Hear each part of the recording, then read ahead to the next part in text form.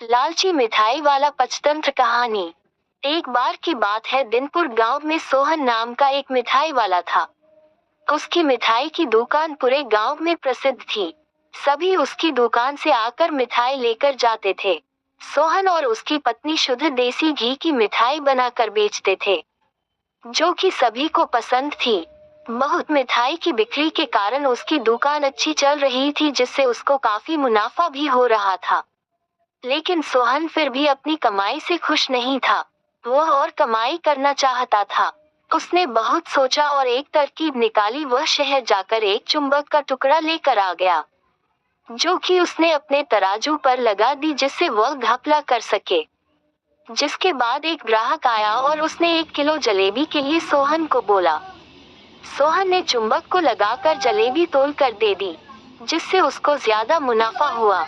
उसने अपनी पत्नी को ज्यादा मुनाफे के बारे में बताया।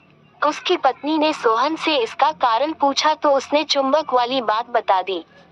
उसकी पत्नी ने उसको समझाया कि यह तो ग्राहकों के साथ धोखेबाजी है, वह ऐसा न करे।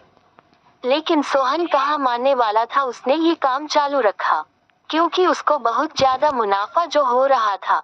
ये काम इसी तरह चल रहा था। एक दिन सोहन की दुकान पर रवि नाम का एक लड़का आया। उसने सोहन से 2 किलो जलेबी देने को कहा। सोहन से वैसे ही जलेबी तोल कर दे दी।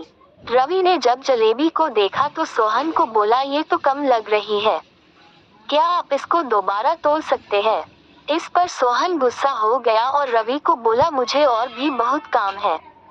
तुमको लेकर जाना है तो ले जाओ, वरना रहने दो। रवि यह सुनकर जलेबी लेकर चला गया, लेकिन वह दूसरी दुकान में गया और उसने जलेबी को दोबारा तुलवाया, जिससे उसको पता चला कि जलेबी आधा किलो कम थी। इसके बाद रवि एक तराजू लेकर सोहन की दुकान में गया और उसकी दुकान के बाहर तराजू रख दिया। रवि ने सभी गांव वालों को चिल्लाकर बुलाने लगा।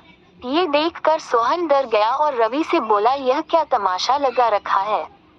रवि ने लोगों को बताया, जादू देखो, आप जो भी इसमें तोलोगे वह कम हो जाएगा जब आप सोहन के तराजू में तोलोगे। उसने ये करके दिखाया और इसके बाद उसने सोहन के तराजू में लगा चुंबक लोगों को दिखाया और सारी बात बताई, जिससे लोगों ने सोहन की खूब पिटाई की। सोहन से आगे से ऐसा काम न करने का लोगों को वादा किया।